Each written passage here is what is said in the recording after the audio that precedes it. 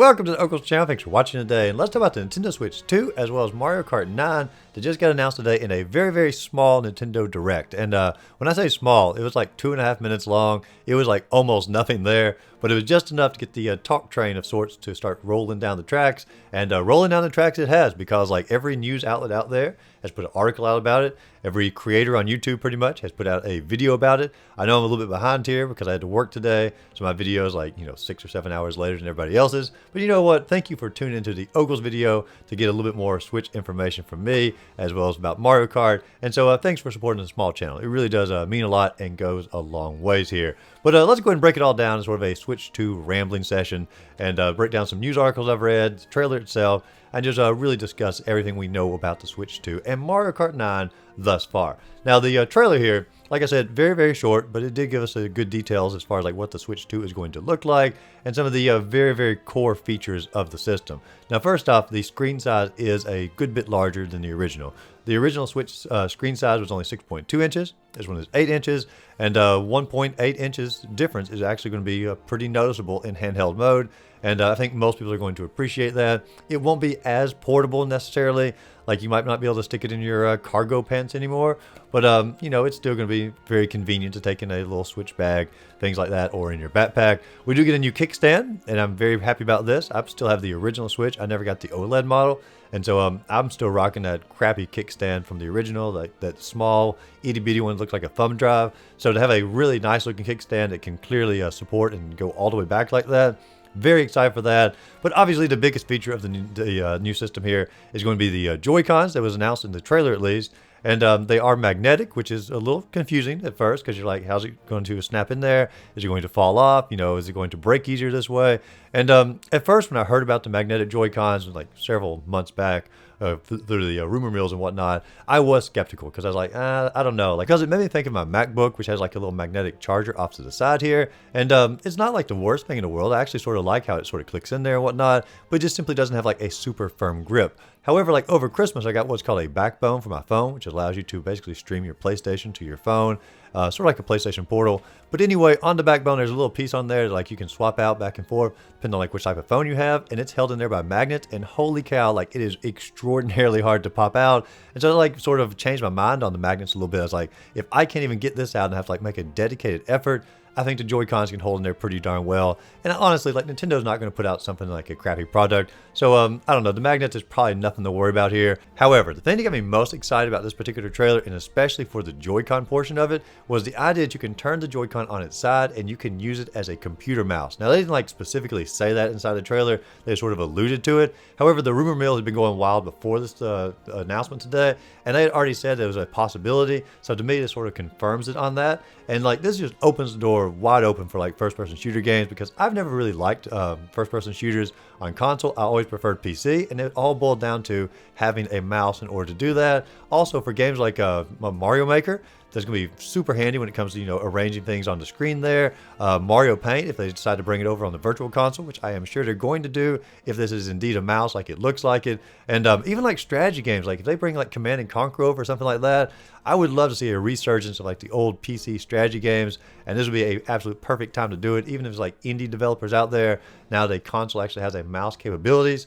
I'm telling you, like this just like really opens the door, and this is the innovation that I was looking for from Nintendo on a new console. They're not like changing anything major, but it is going to really open the door for a new type of game and a new type of experience, and I am very, very excited about that. Now, other details that were announced, it did say is backwards compatible, so all your old Switch games will work on the new Switch, except for a few. And I know there's some speculation on like, well, why did I say a few? Like, which ones is it going to be?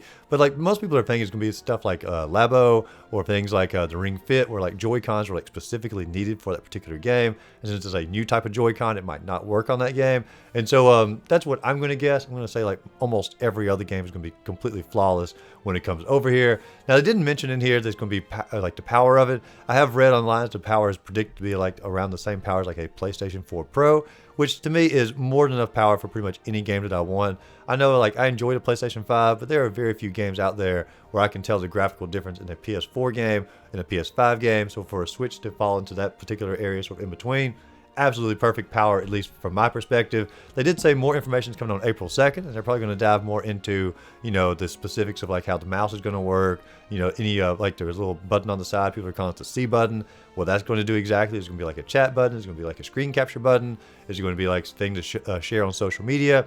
No one knows exactly what this little blank button is going to do, but everyone's very excited for it. Now, there are options already if you want to pre-order the Switch. Now, you can't like actually pre-order it, but you can sign up on Best Buy's website to be notified when the pre-order is going to go live. And I do recommend you do that just simply because you don't want to miss out on it, because Nintendo has announced that they're not going to make enough to fulfill everyone's wish when the system first comes out, just simply because they know that such a high demand is going to be there. So you are going to want to get on the pre-order notification.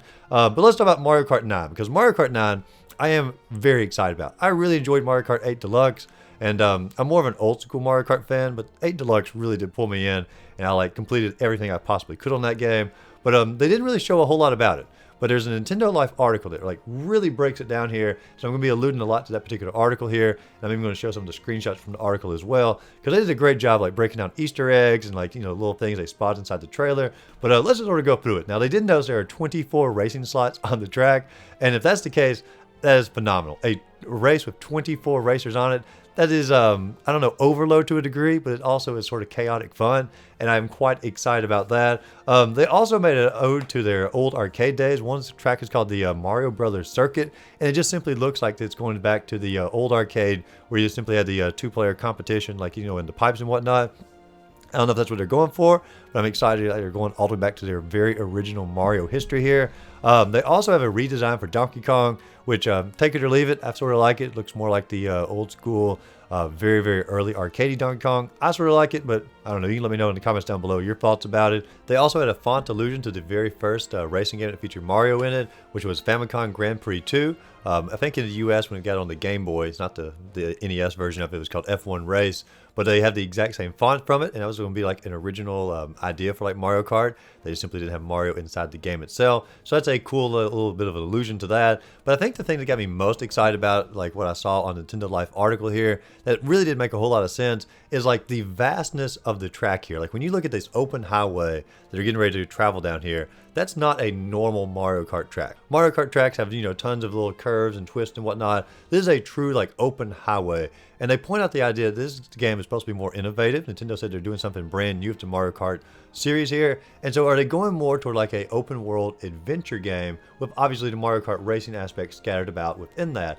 And I think that'd be a really great direction for Nintendo to go in. Sort of like take the idea of like Diddy Kong Racing, like, on the N64, how you could travel around the world, earn different balloons and whatnot, open up different gates, travel to different areas inside of that, different courses. This would be a fantastic idea for Nintendo to do with the Mario Kart series, because to me, that was like always something that was missing from Mario Kart that I never really thought about until Diddy Kong Racing came out. And that game there just like revolutionized the way I viewed racing games, because I wanted an adventure mode inside of a racing game.